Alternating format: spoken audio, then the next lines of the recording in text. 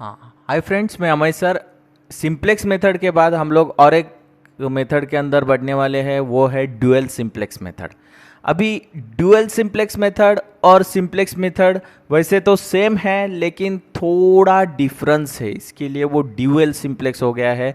तो उसके अंदर का डिफरेंस, मतलब सिंप्लेक्स मेथड और ड्यूअल सिंप्लेक्स मेथड का अंदर जो डिफरेंस है, वो भी मैं आपको ये लेक्चर के अंदर आपको बताने वाला हूँ। लेकिन सबसे इम्पॉर्टेंट जो डिफरेंस है वो उसके इक्वेशन के ऊपर है, कंस्टेंट के ऊपर है। तो यहाँ पे ये जो सम दिया हुआ है ये काफ़ी बार पूछा गया है। ये सम हम लोग यहाँ पे करने वाले हैं। इसका टेबल मैंने यहाँ पे बना के रखा है, क्योंकि ये टेबल अगर मैं बाद में बनाते देता हूँ तो वीडियो काफ़ी लेंदी होता है। इसके लिए यहाँ पे हम लोग देखेंगे कि using the dual simplex method solve the following LPP। ऐसा मतलब लीनियर प्रोग्रामिंग प्रॉब्लम हम लोग को सॉल्व करना है। ड्यूअल सिंप्लेक्स से भी हम लोग लीनियर प्रोग्रामिंग प्रॉब्लम ही सॉल्व करने वाले हैं। लेकिन यहाँ पे देखो प्रॉब्लम के अंदर क्या लिखा है, मिनिमाइज। ये मिनिमाइजेशन का प्रॉब्लम होता है। ओके, अगर लिखा भी रहेगा मैक्सिमाइज तो भी वो मिनिमाइजिंग का प्रॉब्लम होता है। ये जो साइन है लेस देन और इक्वल टू वाला साइन आप इसके सब्जेक्ट के अंदर देखने वाले सबसे इंपॉर्टेंट चीज है। ड्यूअल सिंप्लेक्स के अंदर जो साइन रहेगा कंस्टेंट के अंदर जो रहेगा वो लेस देन और इक्वल टू का रहेगा, मिनिमाइजेशन का रहेगा। इसको हम लोग को इक्वल करना है किससे, तो आप मेरे इसके सिंप्लेक्स मेथड के वीडियो देखेंगे तो उसके अंदर आपको पता चलेगा कि इक्वेशन इक्वल करने के लिए हम लोग कुछ वेट ऐड कर देते हैं। अगर वेट ऐड कर जाएंगे तो इक्वल होता है, उसको ही बोलते हैं हम लोग स्लैक वेरिएबल। तो वो स्लैक वेरिएबल हमें यहाँ पे भी ऐड करना है, यहाँ पे भी सेम चीज करना है। लेकिन यहाँ पे साइन देखो क्या है, लेस देन और इक्वल टू का है। ज़्यादा डिफरेंस है नहीं, जो डिफरेंस है वो मैं आपको बताने वाला हूं, लेकिन स्टार्ट जो है वो सेम वही करनी है। तो पहले ये इक्वेशन लिखेंगे z। अभी देखो कंस्टेंट कितने हैं, कंस्टेंट 3 है। तो 3 कंस्टेंट है तो उसके अंदर स्लैक वेरिएबल, इसके लिए S1 आ जाएगा, इसके लिए S2 आ जाएगा और इसके लिए S3 बनेगा। ओके, तो इस तरह से S1 S2 S3 इसके अंदर भी हम लोग ऐड करने वाले हैं। ओके, तो यहाँ पे देखो z है, तो z के अंदर देखो z है पहले, तो इसके अंदर z is equal to 2x1 plus 2x2 plus 4x3 plus minus 0s1 minus 0s2 minus 0s3। ये इसके अंदर s1 s2 s3 ले लिए हैं, लेकिन 0 क्यों लिए हैं, क्योंकि ये पहले से ही इक्वल टू वाला है। तो हमें तो इसके लिए लगने वाले हैं। तो अभी मैं क्या करता हूं, देखो z minus 2x1 minus 2x2 minus 4x3 plus 0s1 plus 0s2 plus 0s3, इस तरह से चलेगा। ओके, इसके बाद हमें सब्जेक्ट की ओर बढ़ना है। सब्जेक्ट की ओर बढ़ते वक्त हमें करना क्या है, देखो ये जो रहेगा 2x, मैं इसके पहले तो आपको बता दिया कि सब ये प्रॉब्लम के अंदर सब्जेक्ट के अंदर होना क्या चाहिए, लेस देन और इक्वल टू। लेकिन ये सब्जेक्ट के लिए हुआ क्या है, देखो ये सब्जेक्ट के लिए पर्टिकुलरली ग्रेटर देन और इक्वल टू दिया हुआ है। लेकिन ग्रेटर देन इक्वल टू है तो हमें ड्यूअल सिंप्लेक्स के अंदर तो नहीं चलेगा, तो इसको हम लोग को लेस देन और इक्वल टू करना पड़ेगा। तो लेस देन और इक्वल टू करने के लिए हम लोग करेंगे क्या, देखो इसको माइनस से मल्टीप्लाई कर देंगे, -1 से दो इक्वेशन को। तो ये हो जाएगा -2x1 minus 3x2 minus 5x3 is less than और इक्वल टू -2। ओके, ये सबसे इंपॉर्टेंट चीज है, क्योंकि हम लोग को लेस देन और इक्वल टू करना है। तो यहां पे देखो ये ग्रेटर देन इक्वल टू का लेस देन और इक्वल टू हो गया है। इसके बाद हम लोग इसके अंदर स्लैक वेरिएबल ऐड कर पाएंगे। ये दो कंस्टेंट है, ये और ये नीचे वाले, इनके अंदर ये प्रॉब्लम नहीं है क्योंकि ये पहले से ही लेस देन और इक्वल टू है। लेकिन ये क्या था, ग्रेटर देन और इक्वल टू था, तो इसको मैंने लेस देन और इक्वल टू में कन्वर्ट कर लिया है। तो यहां पे देखो हम लोग क्या करेंगे, -2 2x1 minus 3x2 minus 5x3। हाँ, अभी मैंने आपको बताया था कि S1 किसके लिए था, इसके लिए था, तो ये +1 S1 रहेगा, लेकिन बाकी के दोनों के लिए S2 और S3 है, तो इसके लिए तो है नहीं, तो इसके लिए हम लोग 0S2 + 0S3 लिखेंगे। ओके, और ये इक्वल टू हो गया किसके साथ, तो ये हो गया -2 के साथ। ओके, तो -2 से -1 से हम लोग ने इसको मल्टीप्लाई करके उसका जो लेस देन और इक्वल टू ग्रेटर देन और इक्वल टू था, तो वो लेस देन और इक्वल टू में कन्वर्ट हो गया है। अभी यहां पे देखो वही सब चीज दोहरानी है हमें। 3x1 + x2 + 7x3 + 0S1 + 1S2 + 0S3 is equal to 3 हो गए।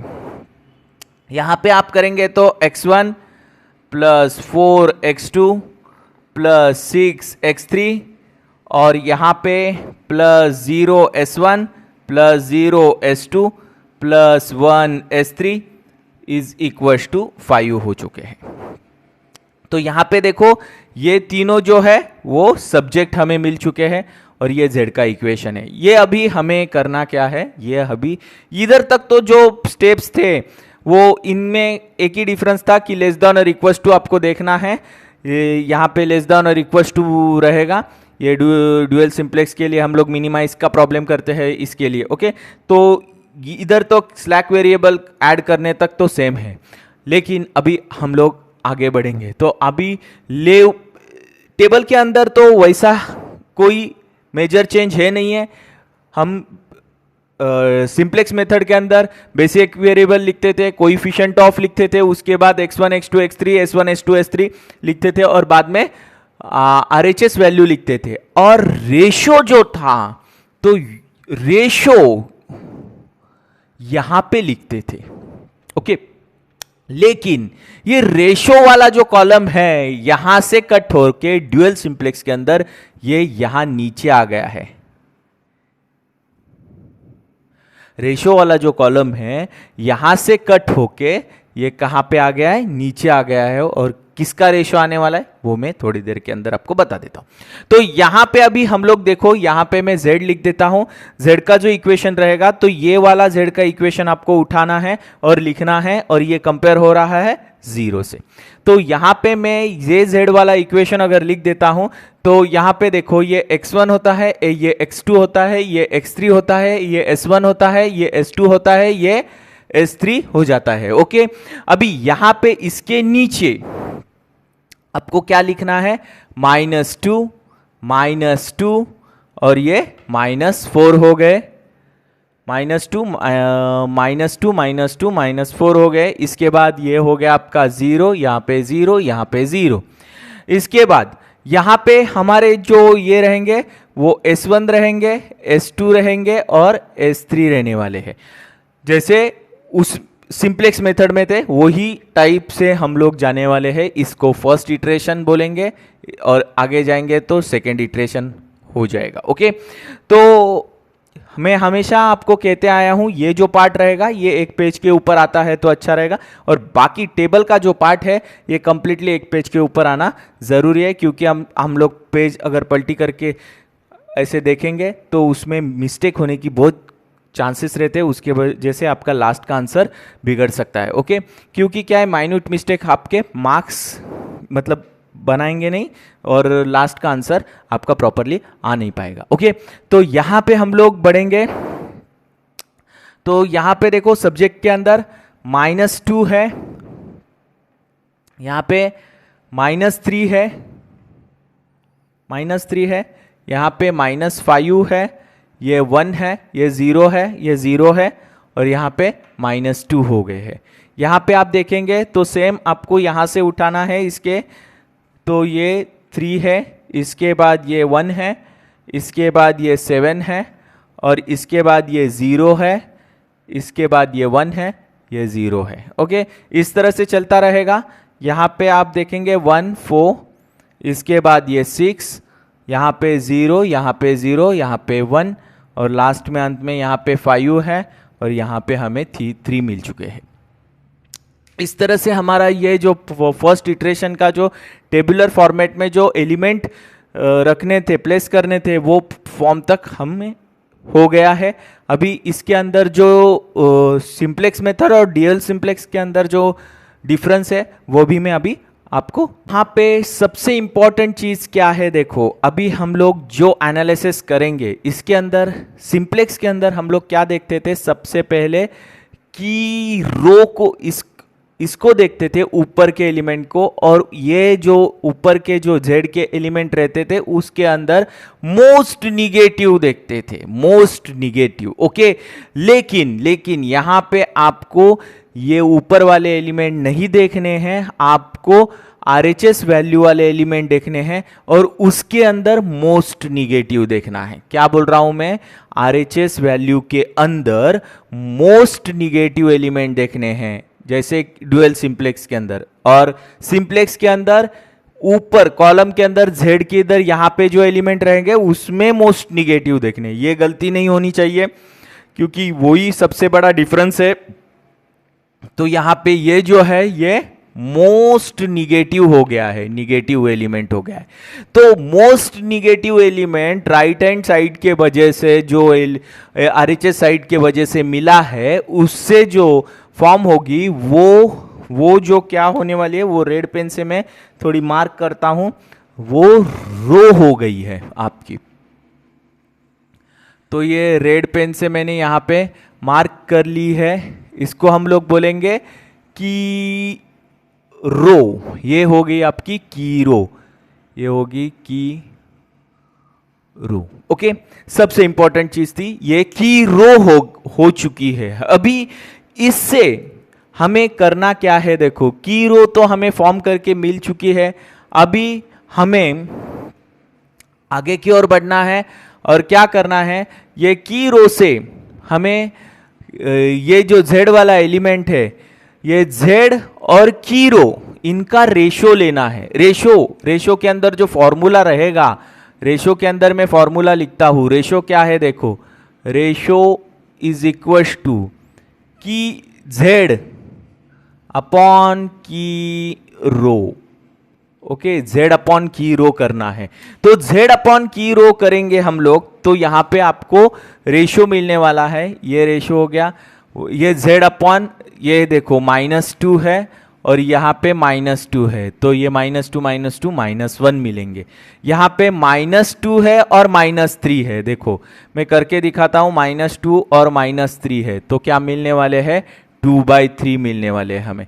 तो यहाँ पे तो मुझे 2/3 मिल चुके हैं। ओके, इस तरह से मैं ये रेशो निकाल के लेता हूं। ये स्टेप हम लोग जो रेशो है वो इस साइड करते थे सिंप्लेक्स मेथड के अंदर, लेकिन ड्यूअल सिंप्लेक्स के अंदर जो रेशो है ये निचले साइड करना है, और किसका करना है, z अपॉन की रो का करना है। ये सबसे इंपॉर्टेंट चीज आपको ध्यान में रखनी है, और दोनों मेथड मिक्सअप नहीं करना है, अगर मिक्सअप हो जाता है तो खत्म खेल, क्योंकि दोनों भी मेथड के अंदर ये माइन्यूट चेंजेस है।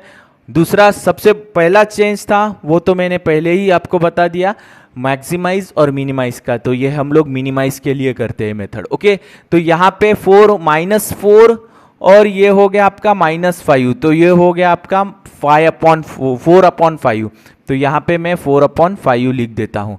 अभी ये जो है ये 0/1, तो 0 ही रहेगा, 0 रहेगा, 0 रहेगा। ओके, तो यहाँ तक, हाँ यहाँ पे एक एलिमेंट 0 लिखना है क्योंकि ये कंपैरिजन 0 से हो गया। तो सबसे इंपॉर्टेंट ये जो रेशो है ये यहाँ तक ही देखेंगे, यहाँ तक ही हम लोग कैलकुलेट करेंगे तो भी चलता है। अभी यहाँ पे ये जो रेशो है, रेशो के अंदर देखो मैं एक कंडीशन बताने जा रहा हूँ, ये सबसे इंपॉर्टेंट है। वो कंडीशन है कि जैसे कि इसके अंदर मोस्ट निगेटिव देखना था, इसके अंदर हमें क्या देखना है, स्मॉलेस्ट, क्या देखना है देखो, इसके अंदर हमें क्या देखना है, स्मॉलेस्ट पॉजिटिव रेशो देखना है, स्मॉलेस्ट पॉजिटिव रेशो। अभी स्मॉलेस्ट पॉजिटिव रेशो के अंदर जाना है तो आप थोड़ा कैल्सी भाई का भी हेल्प ले सकते हैं। वैसे तो आपको पता चल रहा है ये स्मॉलेस्ट पॉजिटिव है, लेकिन कभी कभी कन्फ्यूजन हो सकता है, तो इसके लिए मैं आपको दिखाता हूँ। गलती होने का चांस नहीं, ये तो 1 है, सिंपल सी चीज़ है, 1 तो बड़ा भाई है, 1 सबसे बड़ा हो गया। लेकिन ये दोनों में थोड़ा कन्फ्यूजन हो सकता है, इसके लिए आपको कैल्सी भाई का हेल्प लेंगे तो अच्छा रहेगा। तो 2 डिवाइडेड बाई 3 करेंगे तो 0.66 आ रहा है, और 4 डिवाइडेड बाई 5 कर देंगे हम लोग तो 0.8 आ रहा है। मतलब ये बड़ा है, ये बड़ा है, इसके बाद ये बड़ा है, ये सबसे छोटा है, मतलब 2/3 सबसे छोटा हो गया। तो हम लोग का जो एम है क्या है कि स्मॉलेस्ट पॉजिटिव रेशो निकालना है। तो स्मॉलेस्ट पॉजिटिव रेशो जो बनता है वो ये बनता है, ये स्मॉलेस्ट पॉजिटिव रेशो बन गया। अभी ये स्मॉलेस्ट पॉजिटिव रेशो के वजह से यहां पे जो कॉलम बनने जा रहा है ये कॉलम बनेगा अपना। ओके, इसके वजह से कॉलम फॉर्म होता है रो स्मॉलेस्ट पॉजिटिव रेशो के। उसके अंदर सबसे इंपॉर्टेंट चीज क्या थी मालूम है? स्मॉल सिंप्लेक्स मेथड के अंदर पहले हम लोग की कॉलम बनाते थे और बाद में की रो बनाते थे, लेकिन यहाँ पे हम लोग की रो पहले बना रहे हैं, बाद में कॉलम बना रहे हैं। ये सबसे इंपॉर्टेंट चीज़ है, ये भी आप एक पॉइंट नोटिस कर सकते हैं यहाँ पे। दूसरी चीज़ यहाँ पे ये होने के बाद जो चीज़ उसके अंदर हम लोग ने की है वही चीज़ हम लोग यहाँ पे करने वाले हैं। हम लोग क्या करेंगे, ये रो को, ये जो एलिमेंट मिला है इसको मैं की एलिमेंट बोलता हूँ या तो पिवोट एलिमेंट बोलता हूँ। ये पिवोट एलिमेंट से हमें कंप्लीट जो रो दिख रही है उसको डिवाइड कर देना है। तो यहाँ पे देखो -2 अपॉन ये -2 है, ये -2 है और अपॉन -3 है। -2 अपॉन -3 2/3 होते हैं, तो यहाँ पे मैं 2/3 लिख देता हूँ। यहाँ पे -3 अपॉन -3 से ही डिवाइड होगा, तो यहाँ पे आपको मिलने वाला है 1। यहाँ पे -5 अपॉन -3 है, तो ये हो जाएगा आपका 5/3, ये 1/3, ये 0 ही रहेगा, ये भी 0 रहेगा। और यहाँ पे देखो ये -2 है, -2 और -3, तो ये आपको वापस 2/3 मिलने वाला है। ओके, इससे जो ये नई वाली रेड कलर से फॉर्म हुई जो रो मिली है वो हमें इन करनी है। तो अभी यहाँ पे एंटर होने वाला और लीव होने वाला एलिमेंट वापस से लिखना है आपको, जैसे कि सिंप्लेक्स मेथड में किया था वही चीज़ यहाँ पे भी होने वाली है। तो कौन लीव होगा, कौन एंटर होगा? Leave, enter. तो लीव होने वाला एलिमेंट और एंटर होने वाला एलिमेंट सबसे इंपॉर्टेंट चीज है। तो देखो एंटर होने वाला एलिमेंट रहेगा x2 रहेगा और लीव होने वाला जो एलिमेंट रहेगा वो s1 रहेगा। ओके, तो यहाँ पे हमें नेक्स्ट टेबल के अंदर लिखते जाना है। तो यहाँ पे तो आपका z रहेगा, यहाँ पे आपको x1 जो के जगह पे x2 लिखना है, ये लिखेंगे। बाकी S2 और S3 तो सेम रहने वाले हैं। तो S1 लीव हो गया, X2 इन हो गया है। तो अभी यहाँ पे ये जो नया रो फॉर्म किया है वो पहले हम लोग S1 के जगह पे जो X2 एलिमेंट लिखा है उसके सामने लिख देंगे। तो ये हो गया 2/3, ये हो गया 1, ये हो गया 5/3, ये हो गया 1/3 और ये हो गया 0, ये हो गया 0, ये हो गया 2/3। ओके, इस तरह से करना है। ओके, इसके बाद यहाँ पे हमें देखना है कोई 0 वाला एलिमेंट मिलता है क्या। यहाँ पे भी 0 नहीं, यहाँ पे भी 0 नहीं है, यहाँ पे भी 0 नहीं है। ओके, अगर 0 वाला एलिमेंट मिलता था तो वो रो वैसे की वैसी मैंने लिख दी रहती थी, लेकिन यहाँ पे हमें 0 वाला एलिमेंट नहीं मिल चुका है। तो यहाँ पे हम लोग ऐसे लिख सकते हैं कोएफिशिएंट ऑफ, वापस से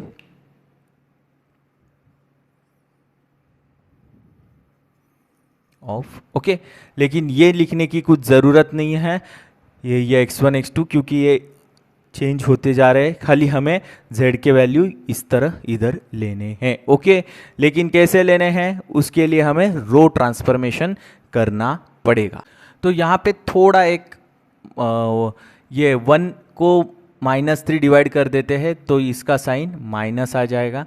इसके वजह से यही रो हम लोग नीचे लिखेंगे, तो इसके लिए यहाँ पे माइनस साइन आना ज़रूरी है। एक भी छोटी सी मिस्टेक आपकी सम नहीं का लास्ट तक आंसर नहीं बना पाती है। ओके, तो अभी हम लोग रो ट्रांसफॉर्मेशन की ओर बढ़ेंगे।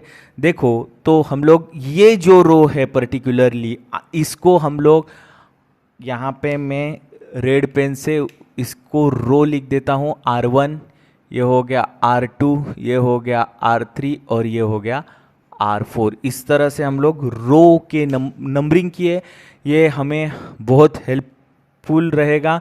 यहाँ पे देखो, इसके ट्रांसफॉर्मेशन के लिए कैसे रहेंगे, देखो इसका ट्रांसफॉर्मेशन आपको लिखना है तो सबसे इंपॉर्टेंट चीज़ क्या है, देखो ये R1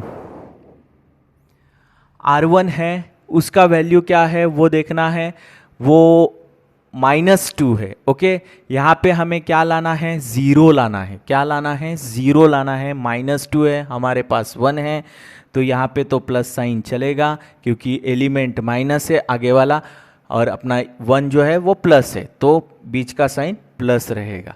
लेकिन ये प्लस रहता था तो यहाँ पे साइन माइनस आता था। अभी यहाँ पे आगे 2 है तो इसको किससे मल्टीप्लाई करना पड़ेगा, 2 से, और ये रहेगा आपका R2। ये फर्स्ट रो के लिए, ये रो के लिए ये ट्रांसफॉर्मेशन यूज रहेगा। अभी नेक्स्ट वाला बनाते हैं हम लोग इसके लिए। तो यहाँ पे देखो 1, आगे 1 है और इधर क्या है, 1 ही है, तो ये क्या रहेगा आपका R3 माइनस R2 रहेगा। R3 माइनस R3, ये R3 माइनस R2 रहेगा। बाद में R4 माइनस, यहाँ पे माइनस साइन नहीं है, इसको भी तो माइनस ही साइन आएगा। R4 माइनस R2 रहेगा, R2 रहेगा। लेकिन यहाँ पे 1 एलिमेंट है और आगे वाला एलिमेंट 4 है, तो हमें इसको 4 से मल्टीप्लाई करना पड़ेगा। ये सबसे इंपॉर्टेंट चीज़ हमें ध्यान में रखनी है और इस तरह से हमें रो ट्रांसफॉर्मेशन करने हैं। तो रो ट्रांसफॉर्मेशन क्या करने पड़ेंगे ये मैंने नीचे लिख दिए हुए हैं। अभी रो ट्रांसफॉर्मेशन में चालू कर देता हूँ।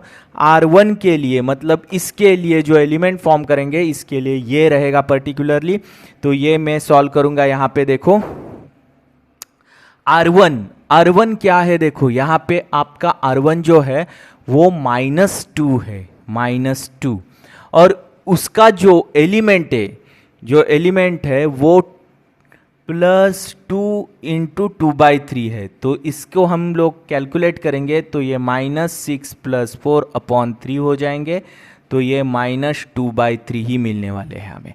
तो यहाँ पे मुझे -2/3 मिल चुके हैं। इस तरह से हमें जाना है। यहाँ पे आप देखेंगे तो हम इसको ही देख के हम लोग ने ये बनाया है, मतलब इसका जो वैल्यू आने वाला है वो तो डायरेक्टली, क्योंकि -2 है और इसको 2 से मल्टीप्लाई करके जोड़ देंगे तो ये 0 ही आने वाला है। ओके, क्योंकि ये पर्टिकुलर रो के कॉलम के अंदर ये एलिमेंट छोड़ के, ये रेड वाला एलिमेंट 1 है, उसको छोड़ के बाकी सब एलिमेंट 0 होने चाहिए। इस तरह से हम लोग ने ये बनाया है।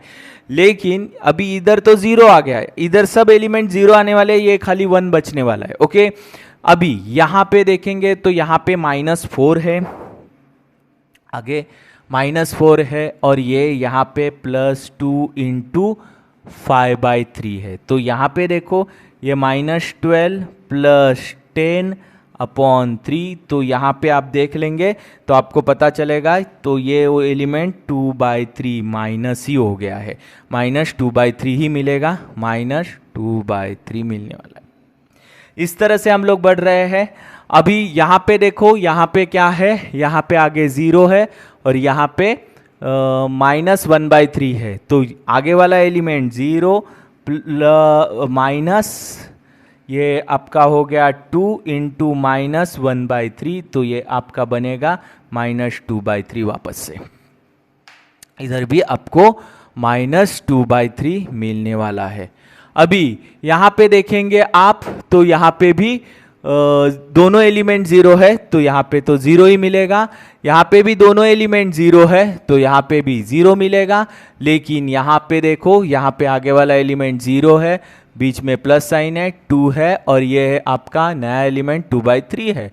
तो इस तरह से 4/3 मिलने वाला है। तो हमें यहाँ पे 4 अच्छे से लिखता हूँ, ये 4/3 मिल चुका है। ओके, इस तरह से अभी ये फर्स्ट रो और ये एक रो फॉर्म हो चुकी है, किसके हेल्प से? ये रो ट्रांसफॉर्मेशन के हेल्प से हो गई है। अभी हम लोग जो बढ़ेंगे वो इसके ओर, ये इसकी ओर बढ़ने वाले हैं। यहाँ पे तो काफ़ी इजी है, R3 माइनस R2 है, R3 माइनस R2 है। यहाँ पे आप देखेंगे तो R3 किधर हो गया आपका? R3 यहाँ पे, ये R2 है, तो ये हो गया आपका 3, ये एलिमेंट 3 है और ये माइनस है, तो माइनस माइनस तो प्लस हो, नहीं सॉरी, ये माइनस, ये बीच का साइन माइनस, और ये नया वाला एलिमेंट 2/3, तो ये इसको जोड़ देंगे तो 9 माइनस 2/3, तो ये हो गया आपका 7/3। तो यहाँ पे मुझे 7/3 एलिमेंट मिल चुका है। ओके, इसके बाद यहाँ पे तो आपका 0 ही एलिमेंट आने वाला है।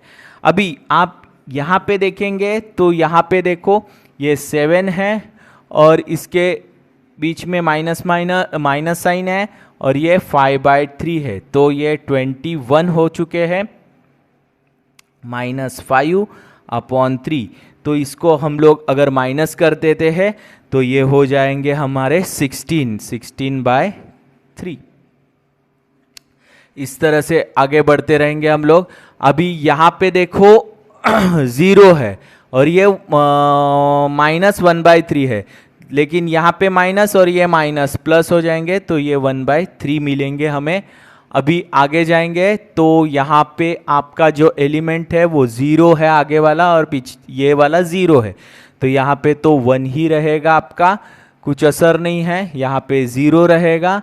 यहाँ पे देखेंगे आप तो यहाँ पे 3 है और बीच का साइन माइनस है और ये 2/3 है, तो ये हो गया 9, और यहाँ पे आप -2/3, तो ये हो गया आपके 7/3। तो यहाँ पे आपको 7/3 मिल चुके हैं।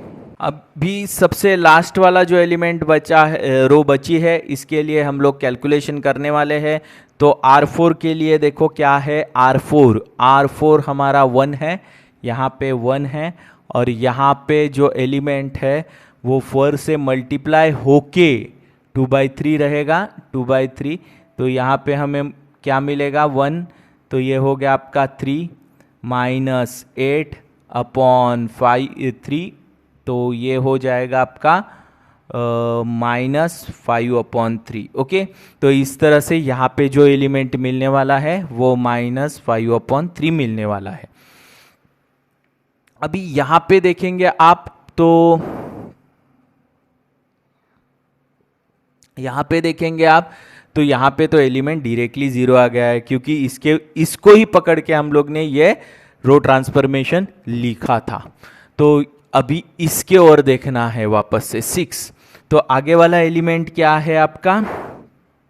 आगे वाला एलिमेंट वापस से 6 है, और -4 इंटू R2 क्या है, 5/3 है।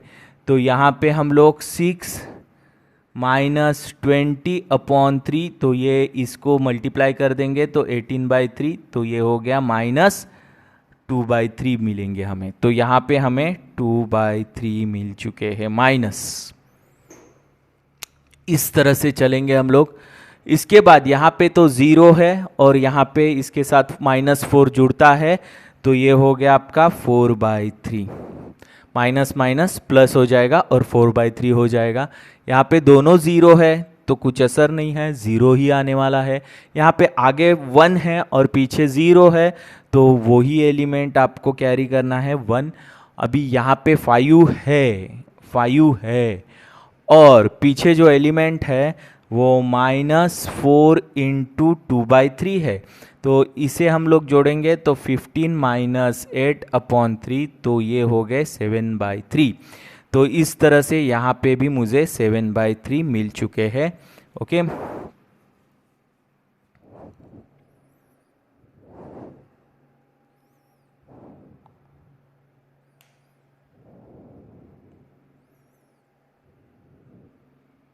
ओके। तो यहाँ पे हम लोग ने ये सब कैलकुलेशंस यहाँ पे किए हैं। अभी हमें रो सब फॉर्म करके मिल चुकी है, सब रो के एलिमेंट मिल चुके हैं। यहाँ पे अभी हम लोग आंसर लिखने वाले हैं। तो आंसर में देखो क्या आने वाला है। तो मैं यहाँ पे आंसर लिखूँगा। आंसर तो सबसे इम्पॉर्टेंट चीज़ है, जो RHS में जो वैल्यू मिले हैं वही हमारा आंसर है। तो यहाँ पे एक एक एलिमेंट देखने हैं। तो यहाँ पे देखो x1 है क्या, x1, x2 और x3 लिखना है हमें पहले। तो x1 क्या है, x1 है क्या, इधर दिख रहा है कोई एलिमेंट x1 वाला? नहीं दिख रहा है। हाँ, सबसे इम्पॉर्टेंट चीज़ और एक बात कि हमें ये आंसर इधर ही क्यों स्टॉप कर रहे हैं, क्यों नहीं आगे जा रहे? जैसे कि यहाँ पे हम लोग ये इटरेशन बनाया, आगे क्यों नहीं जा रहे? तो कंडीशन क्या है देखो, RHS सॉल्यूशन के अंदर, RHS सॉल्यूशन के अंदर सबसे बड़ी कंडीशन है कि मोस्ट निगेटिव एलिमेंट रहना चाहिए। तो हमारा तो यहाँ पे एक भी निगेटिव एलिमेंट नहीं आ रहा है। तो एक भी नई निगेटिव एलिमेंट नहीं आता है, इसका मतलब है हमें यहाँ पे रुकना है, मतलब आगे इटरेशन करना नहीं है। ये सेकेंड इटरेशन में ही ये स्टोरी खत्म हो गई है। हमारा आंसर यहाँ पे क्रिएट हो चुका है क्योंकि यहाँ पे सब पॉजिटिव RHS वैल्यू मिल चुके हैं। तो यहाँ पे मैं अभी लिखूंगा x1। x1 तो दिख रहा है यहाँ पे कहीं नहीं है, इसका मतलब 0 रहेगा। x2 यहाँ पे दिख रहा है, हाँ दिख रहा है, ये जो है x2 है, इसका लास्ट वाला एलिमेंट आपको लिखना है, 2/3 रहेगा। x3 कहाँ पे दिख रहा है, x3 भी नहीं दिख रहा है, इसका मतलब भी 0 है। और लास्ट में अंत में z जो है, z लिखना है। z यहाँ पे z को मिनिमम करके लिखो क्योंकि सॉल्यूशन क्या है, मिनिमम का, मिनिमाइज का पूछा था, तो ये मिनिमाइज रहने वाला है। और इसका जो वैल्यू मिलेगा z इज इक्वल टू वो 4/3 मिलने वाला है, 4/3। इस तरह से ये पूरा आंसर हमें यहाँ पे मिल चुका है। ओके, तो ये आप इसका स्क्रीनशॉट यहाँ पे ले सकते हो। ओके, और ड्यूअल सिंप्लेक्स मेथड के अंदर आपको कोई भी डाउट है, कोई भी क्वेश्चन है, तो कमेंट बॉक्स में कमेंट करके ज़रूर पूछ लेना। और अगर मेरे वीडियो आपको अच्छे लगते हैं तो ज़्यादा से ज़्यादा लाइक, सब्सक्राइब और शेयर करना। Thanks for watching my video.